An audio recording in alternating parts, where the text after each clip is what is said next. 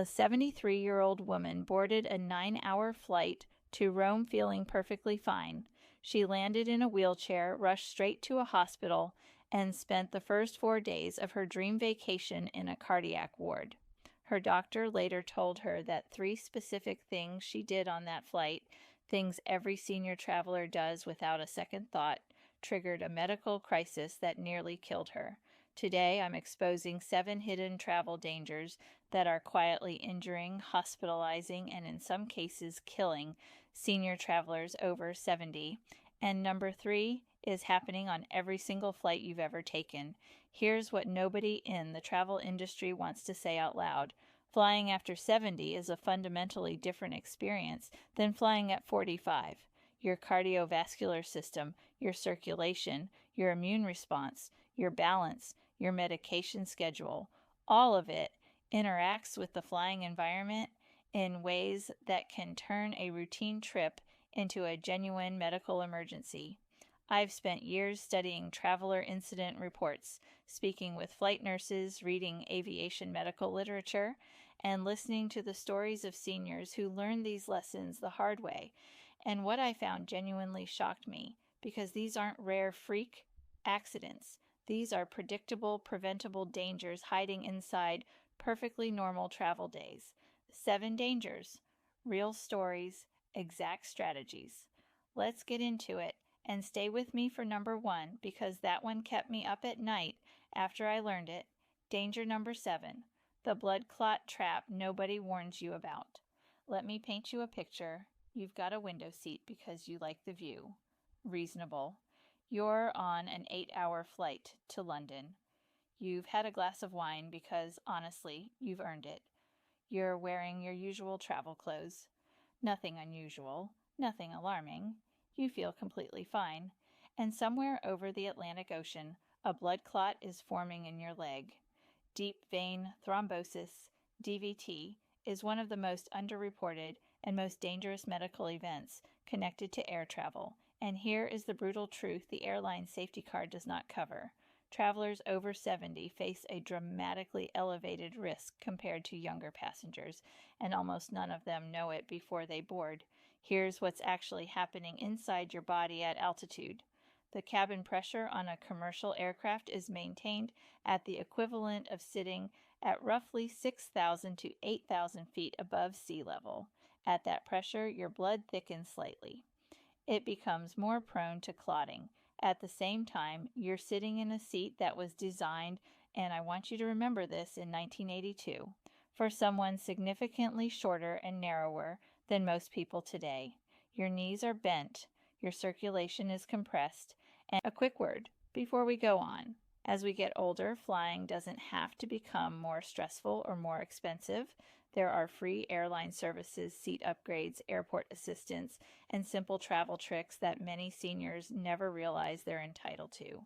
I've gathered 101 of the most useful airline secrets into a book called The Ultimate Senior Air Travel Bible. I won't mention it again. If you'd like to pick up a copy, you'll find the link in the description.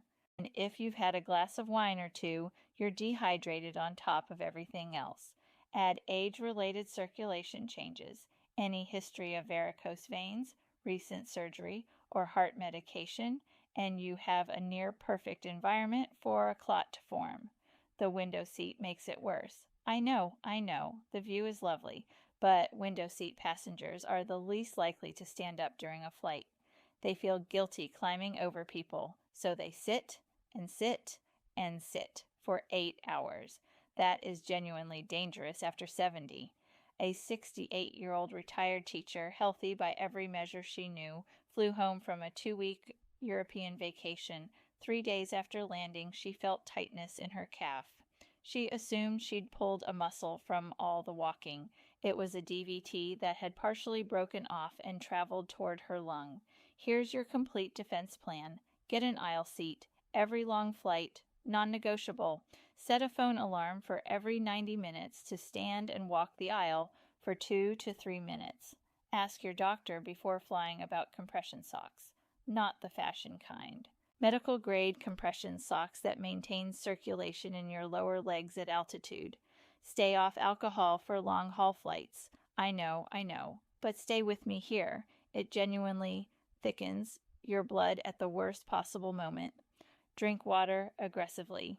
1 full glass every single hour, and if you feel any warmth, swelling, or tightness in your calf after landing, do not walk it off. Go straight to urgent care. The window seat danger is real. The next one is invisible, and it's sitting in your carry-on bag right now. Danger number 6, the medication timing bomb. You packed your medications, good. You remembered your blood pressure pills, your thyroid medication, your anticoagulants, your heart rhythm medication. Everything is in your bag.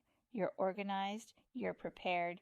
You are also, without realizing it, about to take every single one of those medications at the wrong time. Here's something your pharmacist almost certainly never told you before your international trip. Many of the most common medications taken by adults over 70 are time-sensitive in ways that become critically important when you cross multiple time zones. Let me explain what I mean. Blood pressure medication taken on a fixed schedule works with your body's natural daily rhythm. Your blood pressure rises in the morning. Your medication is timed to manage that rise. When you fly from New York to Paris and your body clock says it's 2 in the morning, but Paris says it's 8 in the morning, your medication schedule and your body's actual needs are suddenly completely out of sync. For blood pressure medication, that mismatch can cause dangerous spikes or dangerous drops. For anticoagulants like warfarin, the timing window is sometimes only a few hours wide before you're either underprotected against clots or overthinned and at bleeding risk. For insulin-dependent diabetics, crossing time zones without a carefully adjusted schedule can swing blood sugar into genuinely life-threatening territory. A 71-year-old retired engineer flew from Chicago to Tokyo, 12-hour time difference. He took his heart medication on Chicago time because that's what the bottle said. On Tokyo time, he had effectively doubled his morning dose within a few hours. He spent day 1 of his vacation in a Japanese hospital managing an adverse cardiac event. His doctor told him afterward that this was entirely preventable with one 20-minute conversation before he left. Here's your defense plan. At least 2 weeks before any international trip crossing more than 3 time zones, sit down with your prescribing physician and go through every medication you take. Ask specifically, how do I adjust this medication across time zones? Write the new schedule down. Don't trust your memory at hour 9 of a flight. Carry a written medication schedule adjusted for your destination time zone and your return time zone. Keep all medications in original labeled containers. Set separate phone alarms for your adjusted medication times, labeled with the destination city name so you don't confuse them. And if you're on warfarin or any anticoagulant, call your doctor's office before you fly for specific crossing instructions. One conversation, that is all it takes. And it might be the most important phone call you make before any international trip. Now the next danger feels harmless. It feels like nothing, right up until it isn't. Danger number 5. The airport temperature trap. Nobody writes about this one, and I think that's exactly why it keeps sending seniors to the hospital. Here's the journey your body makes on a typical travel day. You leave your home, temperature controlled, comfortable. You sit in a car or taxi. You walk into a terminal that, depending on the airport and the season, might be 62 degrees or 81 degrees. You sit at your gate. You walk down a jet bridge that in summer can reach over 100 degrees and in winter can feel like a refrigerator with a door. You step onto a plane kept at 65 degrees. You land. You walk through another terminal. You step outside into whatever climate your destination has decided to serve up that day.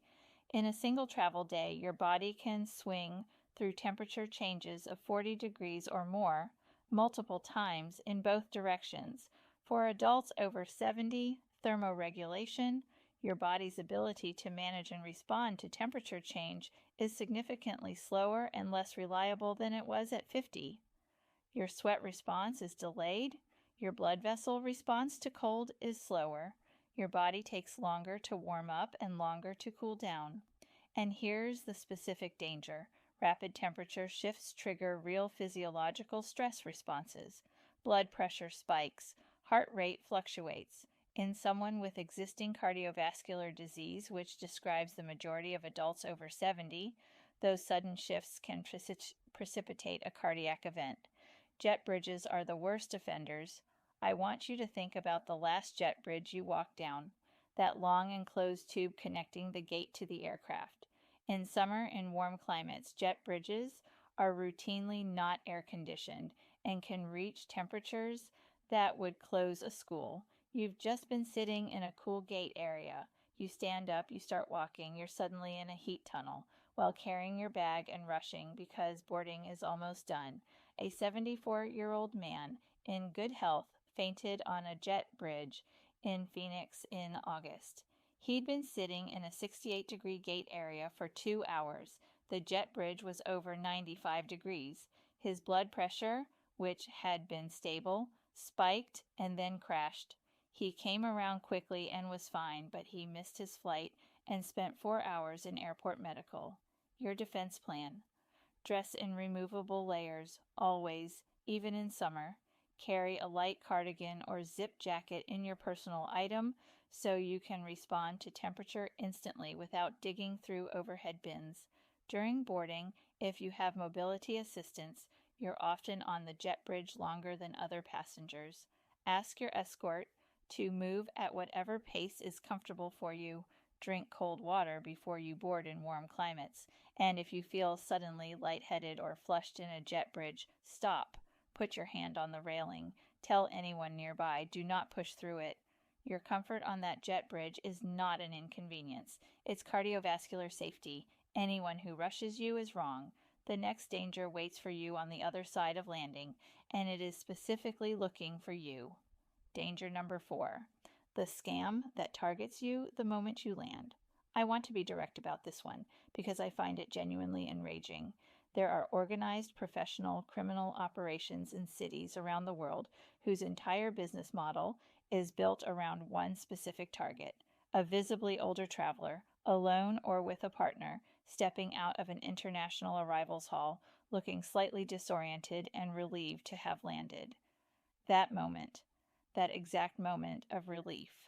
That's the window they're trained to exploit. Here's how it typically works. You've just cleared customs after a long international flight. You're tired. Your internal clock is scrambled. You're dragging luggage. You step into the arrivals hall, and someone approaches you warmly. They're helpful. They offer you a ride. They warn you that the taxi line is very long. They have a car right outside. Very reasonable price. They know a good hotel if you haven't booked one, or they need your help with something small, a translation, holding something, a quick question that gets you standing still while someone else moves towards your bag. These are not random opportunists. In many major international airports, these are organized teams with specific roles: lookouts, approachers, bag handlers, and drivers, all working a coordinated operation that has been refined over years. Senior travelers are disproportionately targeted for specific reasons that are uncomfortable but important to understand. We tend to be visibly less physically imposing. We often carry higher quality luggage, signaling financial stability. We are more likely to accept help graciously because we were raised in a time when that was simply good manners. And in an unfamiliar environment, after a long flight, the genuine disorientation that comes with jet lag makes us more susceptible to confident, authoritative strangers. A 76-year-old retired professor traveling alone in Rome exited arrivals to find a man in a suit, holding a sign with a name similar to his. Assuming it was an arranged transfer, he'd half forgotten booking. He got in the car. The driver took him to a hotel he hadn't booked at 3 times the reasonable rate, and his original hotel booking was unreachable by phone because the driver had his phone. Here is your defense plan. Before you land, write down on paper, actual paper, the name, address, and phone number of your hotel or host. Do not rely exclusively on your phone. Arrange your airport transfer before you fly through your hotel or a verified service, and get the driver's name and vehicle description in writing. When you exit arrivals, walk past everyone who approaches you and go directly to the official taxi rank or your prearranged pickup. Official taxis are always at a designated, signed location. Unofficial rides are always at the door. The door is where you do not stop, and if someone approaches you, the moment you exit arrivals, keep moving. You can be polite and keep moving. Those two things are not mutually exclusive. Danger number 3, the hit and fall risk airlines never mention. This is the one I promised you at the top, the one happening on every flight. And here's the uncomfortable truth. The airline knows about it, and they've done almost nothing to fix it. Falls are the leading cause of injury-related death in adults over 65 in the United States, and the flying environment, from terminal to jet bridge to aircraft aisle to lavatory, is essentially an obstacle course, specifically hostile to the things that change in our bodies after 70. Wet jet bridges. Let's start there. Jet bridges are metal floors with a slight ridge and groove texture. When it's raining, which it is somewhere on Earth at every moment of every day, those metal grooves collect water that gets tracked in from the aircraft door. There is often no non-slip mat. There is often no wet floor sign. A slightly uneven floor, low light, carrying a bag, and slightly reduced proprioception. That's your sense of where your feet are in space, which declines naturally after 65, and you have a genuine fall risk at the exact moment everyone around you is rushing. Aircraft lavatories are the second location, tiny, moving, with a door that opens inward and a floor that, if there has been any turbulence or spillage, becomes a wet, slippery surface roughly the size of a large shoebox. A 78-year-old woman fractured her wrist on a domestic flight, catching herself against the lavatory door during unexpected mild turbulence. She had gotten up carefully. She had moved slowly. None of it was enough when the floor shifted without warning. Your defense plan. When walking jet bridges, use the handrail. Every time, even if you feel perfectly steady, especially if you're carrying anything. Wear shoes with actual grip. Travel days are not the day for smooth-soled loafers, no matter how comfortable they are. In the aircraft lavatory, never let go of a fixed surface. Lock the door, orient yourself, locate the grab bar, and move slowly. And if the seatbelt sign comes on while you're in the lavatory, brace yourself against the walls and wait. A fall in an aircraft lavatory will result in treatment by whoever on the plane happens to be a nurse or doctor, which brings me neatly and terrifyingly to danger number 1. But first, the danger most people think they've handled and almost certainly haven't. Danger number 2, the travel insurance trap that leaves you stranded. You bought travel insurance. Good for you. Genuinely. You're ahead of most travelers. You almost certainly bought the wrong policy. More precisely, you bought a policy containing one clause you've never read that will void your coverage at the exact moment you need it most. It is called the pre-existing condition clause, and for travelers over 70, it is the single most dangerous piece of fine print in the entire travel industry. Here's how it works. You have high blood pressure, managed, controlled. Your doctor is happy. You feel fine. You buy travel insurance. You have a cardiac event on day 5 of your cruise. You file a claim.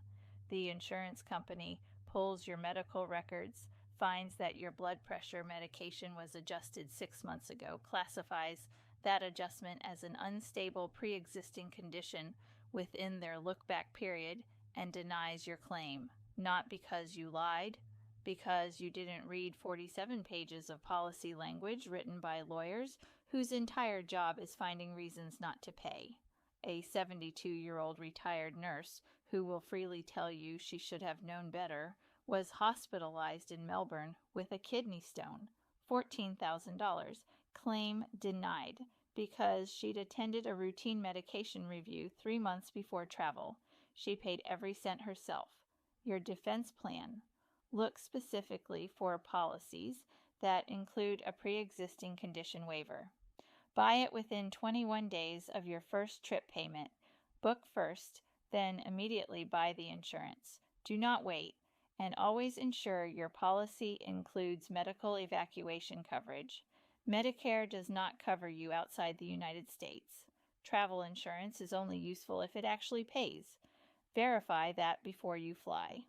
Danger number 1. The medical emergency no one around you is prepared for. Here is a question I want you to sit with. If you had a cardiac event at 35,000 feet right now, what would actually happen?